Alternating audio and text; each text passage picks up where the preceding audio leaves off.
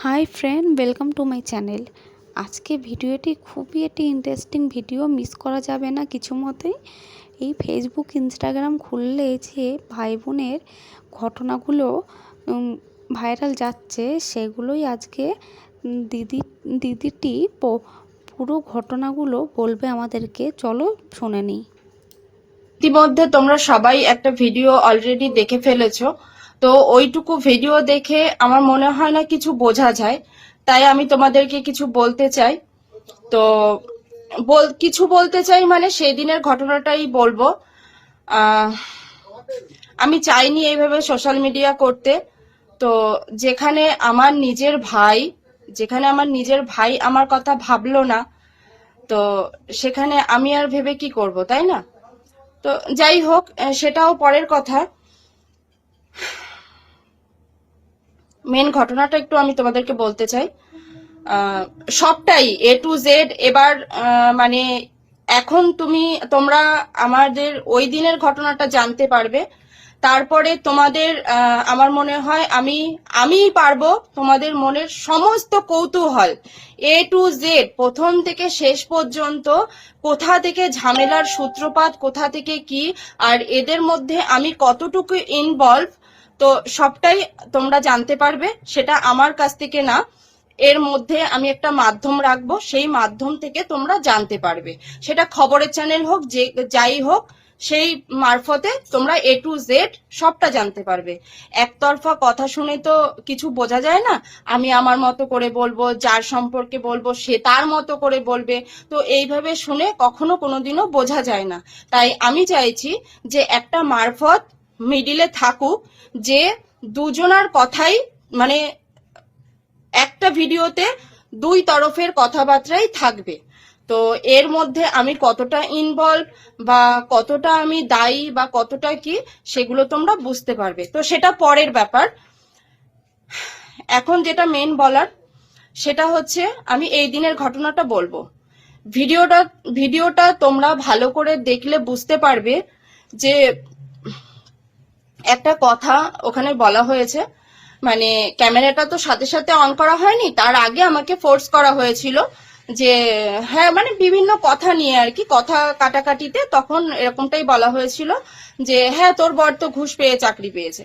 তো তখন সেই সোর্সে আমি বলেছিলাম যে দেখ, চাকরি পেতে হলে পুলিশ ভেরিফিকেশন বল বা এটা বল বা সেটা বল, টাকা পয়সা সবারই কম বেশি দিতে হয়। তো এরকমটা বলা হয়েছিল। তো তারপরে মানে ওরকম ভাবে এমন একটা সিচুয়েশন তৈরি করা হয়েছিল। তো দেন তারপরে আমি ওই কথাটা বলেছিলাম। যাই হোক, ওই কথাটা তো পরে আসছে। তারপরে আমি কিন্তু উঠে আমি ওর কাছ থেকে ফোনটা নেওয়ার চেষ্টা করছিলাম। তোমরা যদি ওই মারা যেটা মানে তোমরা দেখছো যে ওখানে আমি নাকি ওকে মারতে চেয়েছি, তো সেখানে তোমরা একটু ভালো করে ভিডিওটা মানে আরেকবার কি দু চারবার যদি দেখতে পাও, তাহলে তোমরা দেখবে যদি আমার মারারই ইচ্ছা থাকতো, পিছন থেকে তো আমি এসেছি, তাহলে এইভাবে বা মাথা ধরে বা যেভাবে হোক আমি মারতে পারতাম, তাই না? আমি কিন্তু মারিনি, ওর কাছ থেকে ফোনটা নেওয়ার চেষ্টা করেছিলাম। তো এটা হচ্ছে পরের ঘটনা। এবার আমি বলি, প্রথম থেকে যদি তোমাদেরকে ঘটনাটা আমি না বলি, তাহলে তোমরা বুঝতে পারবে না। দিনটা ছিল 2 ফেব্রুয়ারি, আমার ছেলের বার্থডে। তো বার্থডের দিন আমার ভাইয়া বিকেল বেলাতে বাড়ি আসে তখন আমার ছেলে বাবাই ওকে দেখে খুব খুশি হয় আর আমার কাছে এসে বলে, মা, মামু এসেছে। আমি বললাম, খুব ভালো কথা, ঠিক আছে, যাও তুমি মামুকে হাক করো। ও গিয়ে হাকও করেছে। আমি ঘরে ছিলাম। তারপরে আমার ভাইয়া হচ্ছে গিয়ে ওরা ঘুরতে গিয়েছিল, কি জ্যাকেট ট্যাকেট কিছু এনেছিল, সেইগুলো আর কি দেবে মানে দিচ্ছিল। তখন আমি আমার ছেলেকে ঘরে ডেকে বলি, বাবাই, তুমি মামু কিছু দিলে তুমি সেটা নিও না। সেটা আমি বলেছি, হ্যাঁ, সেটা আমি বলে অন্যায় করেছি। একদমই এটা ঠিক কথা। আমাকে সবাই পরে বললো যে এটা তুই বলে ঠিক করিসনি, অন্যায় করেছিস। তো ঠিক আছে, সেটা আমি অন্যায় করেছি, স্বীকার করলাম। কিন্তু আমার মনে হয় ওটা তো আমার ভাই, তাই না? ও সেটা এসে আমাকে বলতে পারতো যে এই তুই এরকম ভাবে বলছিস কেন, ওটা তো আমার ভাগনা, কি দেব না দেব সেটা আমার ব্যাপার বা কিছু এরকম ধরনের বলতে পারতো। যাই হোক, ও সেটা বলেনি। ও সেটা বলেনি। এবার ও ক্যামেরা অন করে নিয়ে আমার কাছে গেছে, আমি ব্যাগ থেকে চুড়িদার বার করছিলাম। ও ক্যামেরা অন করে নিয়ে আমার কাছে গেছে, ক্যামেরাটা অন করে বলছে, দেখো আমাদের ঝামেলার মূল হচ্ছে একটা কালপিট, নাটক করে সকালে ভিডিও পোস্ট করেছে, এরকম ধরনের মানে ওর যা মুখে আসছে ও বলে যাচ্ছে। আমি কিন্তু একদম চুপচাপ, একটা কথাও বলিনি, ঠিক আছে। তো আমার মা সেটা শুনতে পেয়ে গেছে, গিয়ে তখন আমার মা বলছে, বাপন তুই এসব কথাবার্তা কি বলছিস এইসব দিয়ে, তখন মার আর আমার ভাইয়ের মধ্যে কথোপকথন হচ্ছে। তো তখনও কিন্তু আমি একটাও কথা বলিনি, ঘর থেকে দুজনের কথোপকথন হতে হতে বারান্দায় এসেছে। তখন আমি কিন্তু ওর ভিডিওটা অন করাই রয়েছে। তো তখন আমি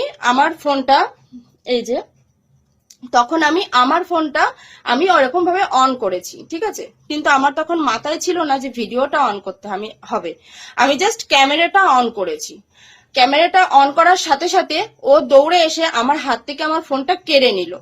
কেড়ে নিয়েই মানে আমি হাত থেকে ফোনটা কেড়ে নিয়েছে, আর আমি ওকে মানে আমার ফোনটা নেওয়ার জন্য ওকে ধরেছি, মানে ফোনটা নিয়ে নেওয়ার চেষ্টা করেছি, কিন্তু ও তখন আলাদা হাতে ফোনটা নিয়ে এক পাছাড় মেরে দিয়েছে। এক পাছাড় মেরেই আমার চুলের মুঠি ধরেছে, ঠিক আছে। আমার চুলের মুঠি ধরেছে, আমার মা ছিল মাঝখানে, দিয়ে আমার মা মানে চুলের মুঠি ধরে ঠিক এই পজিশনটাতে আমরা ছিলাম, আর চুলের মুঠি ধরে ও আমাদের ওই পিছনের দরজাটা দেখা যাচ্ছে ওই পর্যন্ত টেনে নিয়ে গেছে। তো আমার চুলের মুঠি ধরেছে আমার মা মাঝখানে, আর আমি ওকে ছাড়ানোর চেষ্টা করছি। আচ্ছা তোমরাই বলো, আমাকে ও চুলের মুঠি ধরেছে, আমি চুপচাপ থাকবো?